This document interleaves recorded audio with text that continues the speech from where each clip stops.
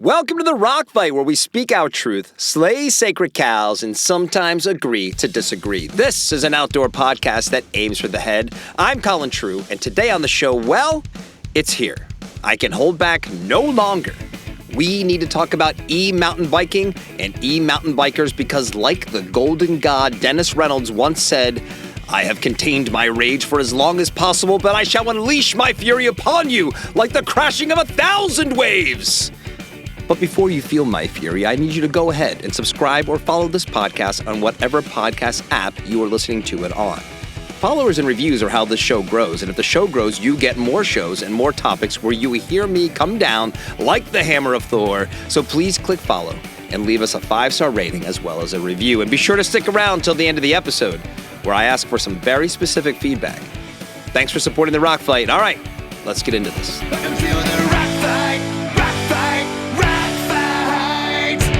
We're coming up on the 1-year anniversary of the Rock Fight, and if you've been tracking my opinions on topics like mountain bike suspension and lift serve versus backcountry skiing, what I'm about to say probably won't surprise you. I've been circling this topic for a while, and its time has come.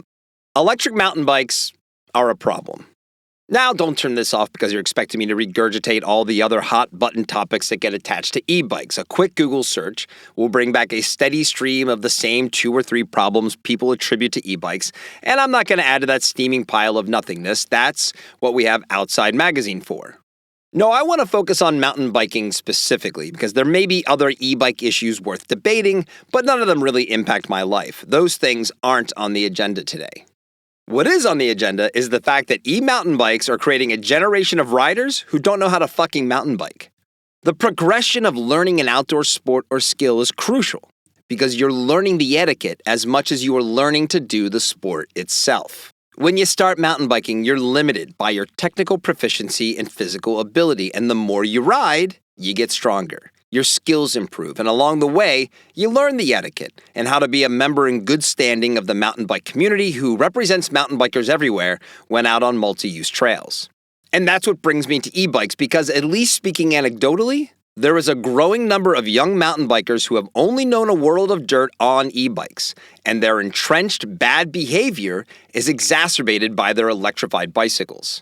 Learning good trail etiquette is way more important than learning the technical biking skills required to ride on dirt because you have to understand that as a mountain biker on multi-use trails, you have 0 rights. You have to move over for everyone, especially if you're descending. If you want to ride with pure reckless abandon, you better head to a bike park or find a one-way bike-only trail because the only time you as a mountain biker get some consideration is if you're climbing, and then downhill mountain bikers are supposed to yield to you. But that's it. Hikers, runners, equestrians, everyone else, they have the right of way.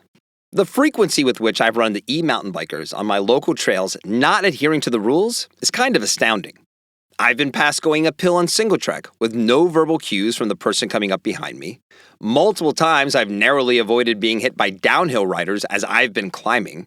I've encountered groups bombing downhill on their e-mountain bikes, no bike bell, all yelling how many people were in their group, but none of them pulling over to the uphill cyclists. And look, the etiquette part of mountain biking is something that's a consistent problem without the complication of e-mountain bikes.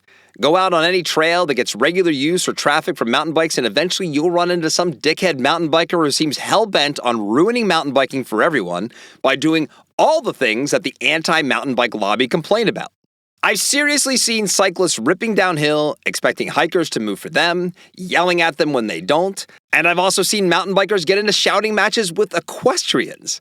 As a passionate mountain biker myself, it's infuriating. But the E of it all makes these encounters worse. For one, you have the added weight and speed of an e-mountain bike.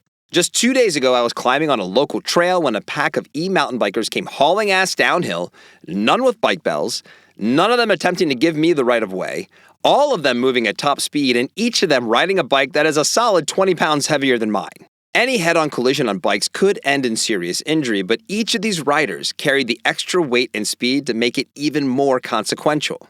And for what exactly? One of the common refrains you hear when it comes to riding an electric bike is that you can go further and get there faster. Well, why is that a benefit? A bike is one of the most pure things humans have ever invented, and we have found amazing ways to take that simple two-wheeled invention and make it do more and more.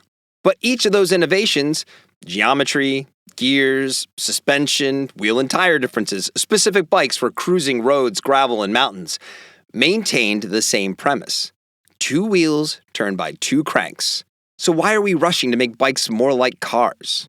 And don't tell me that pedal assist isn't what that is. It's exactly what that is. We continue to add more and more to the bike and get away from what makes it great to begin with. And yeah, I'm including stuff like electric shifting and brakes in this conversation. I was watching a mountain bike YouTube video the other day, and the guy was complaining that he had forgotten to charge his shifters. We're doing all of this in the name of convenience and to make it easier, and I'm sorry, that's just not what riding mountain bikes is all about. Now, before you yell at me, I understand that e-mountain bikes have some pros, especially for older riders or certain disabilities, and I am all for that. But you know what I am not in favor of? Being passed going uphill on loose and chunky single track by a pack of three dumbasses who clearly don't understand anything about mountain biking. So what do? Well, I'm a big believer that banning things usually doesn't work out. So no, I'm not calling for an outright ban on e-mountain bikes because ultimately, my own biases aside, this is an education problem, not a bike problem. Like I said, we have a new generation of cyclists who only know a world with e-bikes. And that's not going to change. So could some sort of licensing program work? Maybe. You need a license for most motorized vehicles anyway. Would it be that hard to add some checks and balances for e-mountain bikes? An online course that you have to complete before you're allowed to take your mountain bike home with you? I'm not so sure. A lot of local bike shops have a hard enough time restocking their goo display, so I'm not sure we should ask them to administer a mountain biking knowledge exam. I suppose the best thing we can do is try to inform those who are out there. Look, no one wants to have to correct anyone, and no one likes to be corrected. But despite my vitriol, the truth is that most of these folks don't know they're doing anything wrong. So how do we help them? With communication. Even if it's just a terse, hey, uphillers have the right of way while trying to keep your cool, who knows? Maybe that one little nugget lands the right way with someone that sends them down the path of learning about mountain bike trail etiquette. And if you're listening to this and you're currently riding an e-mountain bike, but you also own or have the ability to ride a regular old mountain bike, save that e-bike for where it's best put to use. Riding around town, doing errands, anything where you can replace your car. Keep it off of the trails. Or if nothing else, e-mountain bikers, please, for the love of God, just get a bike bell. I at least want to hear you coming before you cave in my cranium. Thank you. I appreciate it. All right, that's the show for today. Here's your call to action. Do you ride dirt on an e-bike? Have you had any of the experiences I just talked about? Send your stories and rebuttals to myrockfight@gmail.com. If you don't like any of the rocks I've just thrown, here's your chance to return fire again. myrockfight@gmail.com. We'll be back soon with more outdoor ideas that aim for the head. The Rock Fight is a production of Rockfight LLC. I'm Colin True. Thanks for listening. And here, as always, is Krista Makes with the Rock Fight fight song. We'll see you next time, Rock Fighters. Rock Fight!